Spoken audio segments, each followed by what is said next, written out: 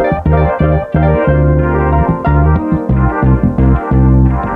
everyone and welcome to my channel. So originally I was going to post this over on Instagram, but then I started writing it all down and it was getting a bit too much for a caption, so I just thought I'd jump on here and go through a sort of more in-depth chat-free video about how to diet effectively. I'll leave my Instagram here in case you do want to check that out, because I do post a bit more regularly on there, lots of informational, educational content over on there, so just drop me a follow at elfitness.pt. Don't forget to like and subscribe down below if you like this video as well, because I will try to be a bit more active on YouTube this year.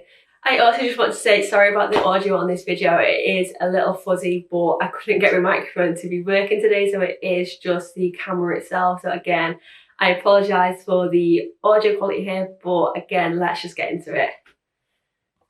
So tip number one is that you need to be in a calorie deficit. You've probably heard that 1,000 times before on Instagram, Facebook, YouTube, but that is just the fact of the matter. You need to be in a calorie deficit in order to lose weight. So by that, I don't mean that, say I'm eating 2,000 calories a day, I can drop all the way down to 1,500 calories a day, because that's not really optimal for your sustainability factor of it. So sure, you need to be eating less than you're expending, but in order to lose weight, and that still bears true, but you need to be what I call a controlled calorie deficit. And by that, I mean you need to have some thought process behind your deficit calories. You can't just pluck a number out of thin air and then go with that. You need to have some thought process, some science behind it. Going from 2,000 calories a day, all the way down to 1,500 calories a day is a massive 25% reduction in calories, and it's not necessary for sustainable fat loss, which is the end goal here.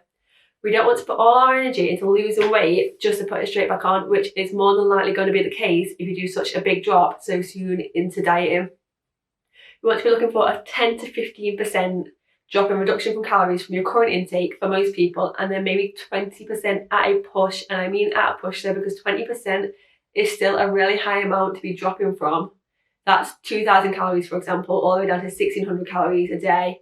That's a big drop if you think about it. It's a 2,800 calories drop per week, which in the grand scheme is quite a lot. So again, 10 to 15% is what we're looking for. And also, you don't want to be going so low on your calories that you're putting your strain on your day-to-day life. So your energy levels, your mood, your sleep, etc., because these are all affected by what you eat, because essentially a calorie is energy. So the less energy you're putting into your body, the less energy you've got to expend. So if you're dropping too low, you're going to impact your day-to-day life, and you also run the risk of having hormonal imbalances and affecting things like your period if you're female. So again, we don't want to go too low that you're affecting negatively on your hormones. Number two is the quality of food that you're eating. So it's all well and good being in a calorie deficit, but if the deficit is made up of fast foods or highly processed foods, then you're limiting your progress.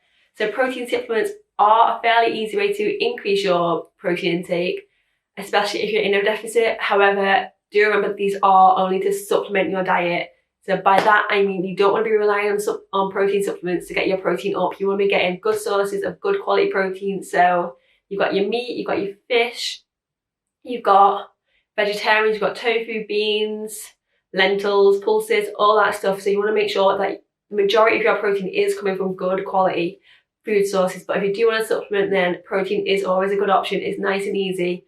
And I will leave my link down below for my protein if you want to shop through my link there. I have a code with them, so it's ELYOUNG if you want to get some discount on there. But again, I'll leave it down below in the bio. So you don't want to completely cut out an entire food group. So that is often what we see when people diet nowadays. It's sort of got to this diet culture where people will cut out entire food groups. So for keto, for example, where they cut out carbs entirely, and me personally, it's not something I would really recommend any of my clients to cut out an entire food group, because these are essential macronutrients which our body needs to function. Carbs are an amazing energy source which we need if we want to have energy, we want to function properly, we want to get through our workouts. And just for day-to-day energy, we want to make sure we are fueled with carbs, because they are such a good macronutrient, and we don't want to just sort of completely get rid of them out of our diet. You can reduce them, but not to a level where you're starting to feel sluggish, you've got no energy, and it's impacting again your day-to-day life. And the same goes with fats. Fats should not be demonized like they are currently. If you're eating fat, you're not going to get fat as long as you're eating in moderation. So at least 20% of your diet should come from fat sources, because it helps with hormone regulation. So don't go cutting them out just because you think fats will make you fat, because that is not the case, girls. Fats will not make you fat. They will help you. They will give you energy. They'll make you feel fuller for longer because they are the most nutritionally dense calories. So you get 9 calories per gram of fat, so again compared to 4 for protein and carbs, so they will help to keep you fuller. Moving on to tip number 3, and I'm going to keep this one short and sweet, but if you're anything like me and you love your food, then this tip is really going to help you throughout your dieting period. Quite simply, you want to stock up on volume foods, aka fruit and veg. You want to be loading your dishes up with these foods because basically you can get so much bang for your buck with volume foods, because you can load your plate with them, you can fill it pile high, but the calorie content in them, for the most part, is going to be really low. So you can afford to load your plate with these and fill up on volume foods, so your vegetables, your green veg, all that stuff, but your calories aren't going to skyrocket. So short and sweet, tip number 3, load your plate up with volume foods. So straying away from food, tip number 4 is all about exercise and training, both in and out of the gym. The difference between training for muscle growth and training for fat loss, there is none. If you're training for fat loss or muscle growth, you still want to be focusing on compound lifts, progressive overload, and general weight training. That doesn't change whether your goals are losing weight or building muscle. You don't need to completely switch to cardio as soon as you want to lose weight. That is seen a lot on Instagram, on social media, but again, don't be fooled into thinking that as soon as you want to lose weight, you've got to hop on that treadmill and you've got to stay in there all day. Sure, if it's something that you enjoy doing, you add it to your routine, but you don't need to be doing it day in, day out for hours a day. You do not need, if you take one thing from this video, you do not need to be doing endless hours of cardio in order to lose weight. So instead, you want to stick to your regular training routine. So whether that's gym-based, home-based, whatever you're doing, stick to that regular routine and then supplement on the side with your NEAT activity. So focus on getting things like your steps up. So say you're on 7,000 a day currently and you're going into a fat loss phase, gradually increase those steps to 8,000, 9,000, 10,000. Gradually work on building your steps up to a level where it's doable, but it's just more than what you were doing prior to your dieting phase, because steps are going to be your best friend during your dieting phase, and it's such an underrated metric when it comes to fat loss. It sort of gets neglected, I feel, but again, it's really beneficial and it will help to get that weight down without having to cut your calories drastically. Finally, tip number 6 is all about sleep.